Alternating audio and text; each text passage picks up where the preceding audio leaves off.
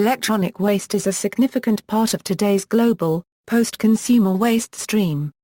Efforts are being made to recycle and reduce this waste. Basel Convention. The Basel Convention on the Control of Transboundary Movements of Hazardous Wastes and Their Disposal, usually known simply as the Basel Convention, is an international treaty that was designed to reduce the movements of hazardous waste between nations, and specifically to prevent transfer of hazardous waste from developed to less developed countries. Of the 172 parties to the convention, Afghanistan, Haiti, and the United States have signed the convention but have not yet ratified it. Government regulation. The United Nations Conference on Trade and Development tends to support the repair and recycling trade. Mining to produce the same metals, to meet demand for finished products in the West, also occurs in the same countries, and UNCTAD has recommended that restrictions against recycling exports be balanced against the environmental costs of recovering those materials from mining. Hard rock mining produces 45% of all toxins produced by all industries in the United States. Greenpeace contends that residue problems are so significant that the exports of all used electronics should be banned. South Africa. The E-Waste Association of South Africa was established in 2008 to manage the establishment of a sustainable environmentally sound e-waste management system for the country. Since then the non-profit organization has been working with manufacturers, vendors and distributors of electronic and electrical goods and e-waste handlers to manage e-waste effectively. Asia. Many Asian countries have legislated, or will do so, for electronic waste recycling.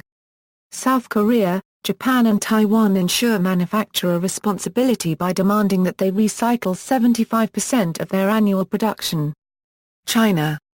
Chinese laws are primarily concerned with eliminating the import of e-waste. China has ratified the Basel Convention as well as the Basel Ban Amendment, officially banning the import of e-waste. In October 2008, the Chinese State Council also approved a draft regulation on the management of electronic waste. This regulation is intended to promote the continued use of resources through recycling and to monitor the end-of-life treatment of electronics. Under the new regulations, recycling of electronics by the consumer is mandated. It also requires the recycling of unnecessary materials discarded in the manufacturing process. Japan. Europe. Some European countries implemented laws prohibiting the disposal of electronic waste in landfills in the 1990s. This created an e-waste processing industry in Europe. In Switzerland, the first electronic waste recycling system was implemented in 1991, beginning with collection of old refrigerators. Over the years, all other electric and electronic devices were gradually been included in the system. Legislation followed in 1998, and since January 2005 it has been possible to return all electronic waste to the sales points and other collection points free of charge. There are two established producer responsibility organizations, SWICO, mainly handling information, communication, and organization technology, and SENS, responsible for electrical appliances. The total amount of recycled electronic waste exceeds 10 kilograms per capita per year.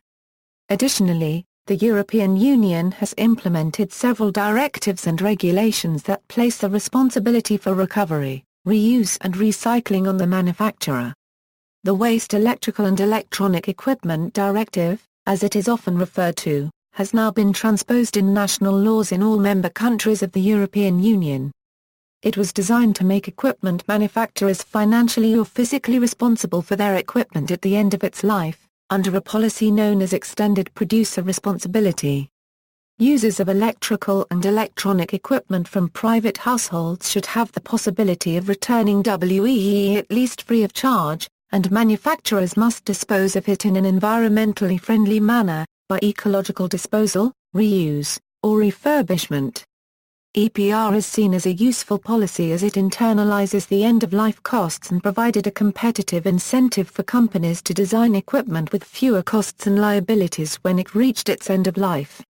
However, the application of the WEEE directive has been criticized for implementing the EPR concept in a collective manner, and thereby losing the competitive incentive of individual manufacturers to be rewarded for their green design. 32. Since August 13, 2005, electronics manufacturers have become financially responsible for compliance to the WEEE directive. Under the directive, each country recycles at least 4 kilograms of electronic waste per capita per year. Furthermore, the directive should decrease e-waste and e-waste exports. In December 2008, a draft revision to the directive proposed a market-based goal of 65%, which is 22 kilograms per capita in the case of the United Kingdom. A decision on the proposed revisions could result in a new WEEE directive by 2012.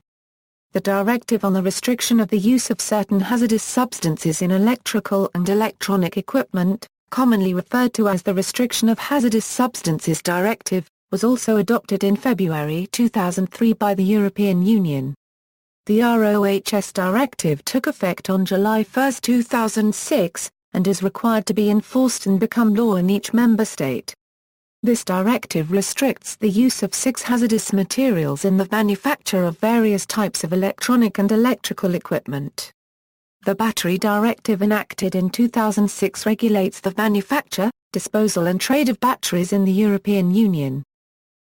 North America Canada. In February 2004, a fee similar to the one in California was added to the cost of purchasing new televisions, computers, and computer components in Alberta, the first of its kind in Canada. Saskatchewan also implemented an electronics recycling fee in February 2007, followed by British Columbia in August 2007, Nova Scotia in February 2008, and Ontario in April 2009. In 2007, Manitoba issued the proposed Electrical and Electronic Equipment Stewardship Regulation, by which the sale of regulated products is forbidden unless covered by the stewardship program. Products covered under this legislation include TVs, computers, laptops, and scanners. Recycling regulation passed in Ontario in October 2004, requires producers to either develop product stewardship plans or comply with a product stewardship program for specific products. Canadian federal legislation, the export and import of hazardous waste and hazardous recyclable material regulations, operates with a few basic premises, one of which being that electronic waste is either intact or not intact. The various annexes define hazardous waste in Canada, and also deem any waste that is considered or defined as hazardous under the legislation of the country receiving it and is prohibited by that country from being imported or conveyed in transit to be covered under Canadian regulation and therefore subject to prior informed consent procedures. The loophole in the regulations that allows tons of e-waste to be exported from Canada is the use of the definition of intact versus functional. A non-functioning electronic device that is intact can be exported under the current legislation. What can't be exported is a non-functioning but no longer intact electronic device. The principal problem being, the non-functioning electronic device is at high risk of being disassembled in some faraway e-waste dumping ground. The Canadian government's use of a unique interpretation of the Basel Convention obligations intact and not intact opens the door to uncontrolled e-waste exports as long as the device is intact. See Canadian fact sheet and associated links.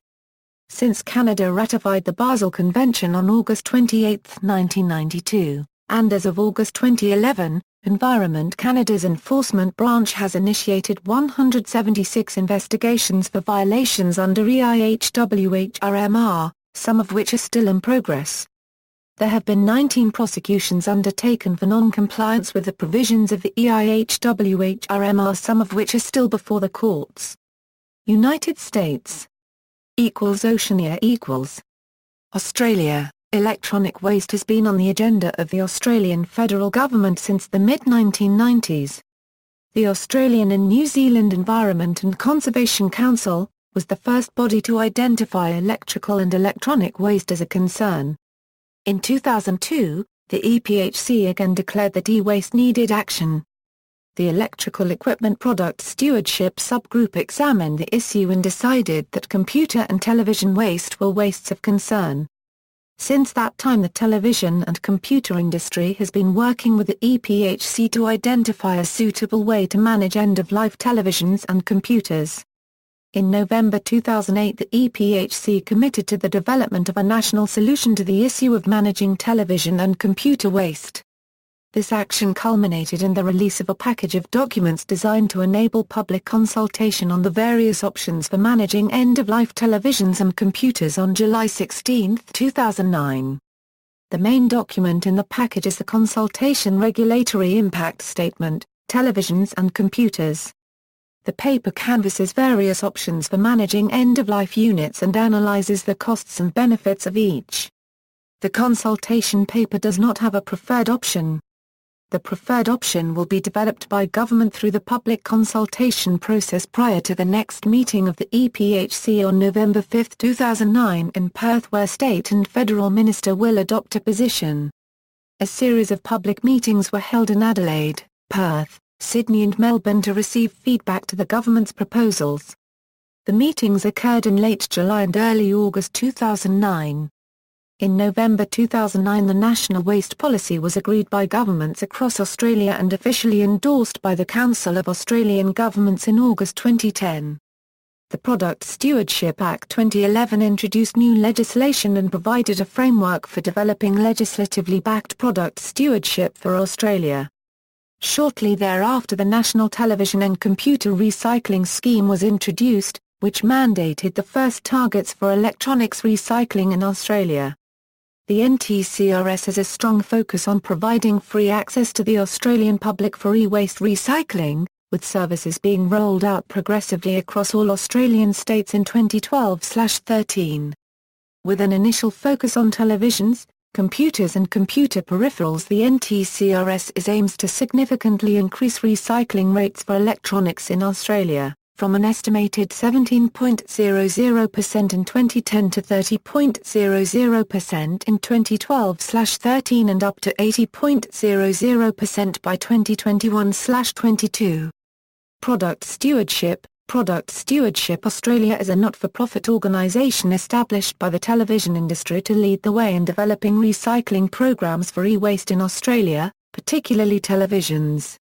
PSA works closely with both state and federal governments along with other industry associations to advance product stewardship in Australia. PSA has contributed to the development of the Consultation Regulatory Impact Statement on Televisions and Computers. New Zealand. See also. References. Notes. Further reading Manamavabal, Panate. Lindqvist, Thomas. Tojo, Noko. Extended producer responsibility in a non-OECD context, the management of waste electrical and electronic equipment in India. Report commissioned by Greenpeace International. Lund University International Institute for Industrial and Environmental Economics. ISBN 978-91-88902-41-2. Retrieved August 17, 2012. External links: WEEE Directive,